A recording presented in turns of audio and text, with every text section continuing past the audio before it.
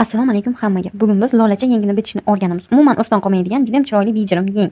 Xo'sh, men uchun qarang, 4 ta qo'rqavat qilib oldim. Qog'ozni ikkita yeng chiqishi kerak. Ikki qatladimda 4 ikkita yengni bittada olib olaman. Bilak aylanasini qo'ydim, bo'yini qo'ydim. Oddiy yeng bichib olasiz. Qog'ozga qilsangiz andazangiz juda ham yaxshi chiqadi. O'z qog'ozga qilib olish kerak. Mana kesib olaman men. Ko'rdingizlar, kesib olganimdan keyin qolgan olib tashlaymiz.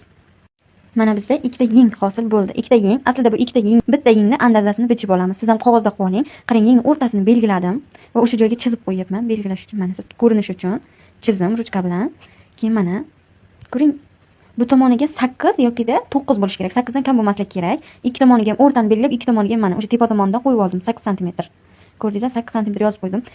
8 yokida 9, 8 dan kam bo'lmasligi kerak. Ikki tomoniga ham belgicha qo'ydim.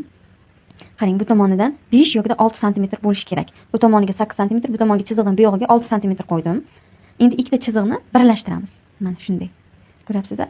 Birlashtirib olamiz. Menda qog'oz kichkina, lekin siz kattaroq andoza qilasiz. Men ko'rsatish berish uchun kichikroq razmerchasini qilib beryapman, lekin tepadagi 8 sm, pastdagi 6 sm har doim o'sha qo'yilsin. Men kichikroq qog'ozda ko'rsatyapman. Mana kesib tashlaymiz. Bu bir tomoni yengni. Endi ikkinchi yengni olamiz. Buni ham o'rtasini belgilab oldim. O'rtasini belgilab o'sha qog'ozni mana qo'ydim. Ko'rdingizlar? Endi buni ham chizib olamiz. Chizib oldim. Endi bu tomonni ham kesamiz. Qarang, ikkalasining tepasiga bir xil qilib o'rtasida pitichka qo'ydim. Mana kesib tashladim.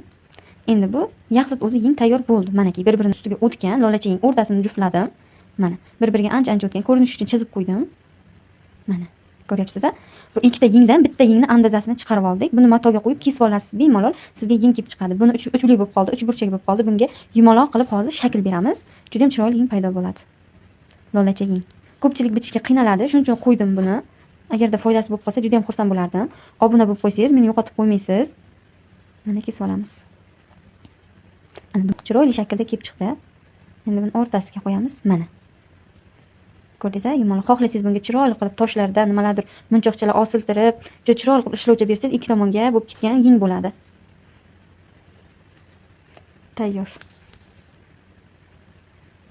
Mana hamma joyini chiroyli qilib oldim, lekin yengni tepasiga zuborga tashlaysiz, ya'ni chim tashlasangiz juda ham chiroyli turadi. Teng o'rtasini belgilab chiroyli qilib tortib qo'yasiz. Ana bo'ldi.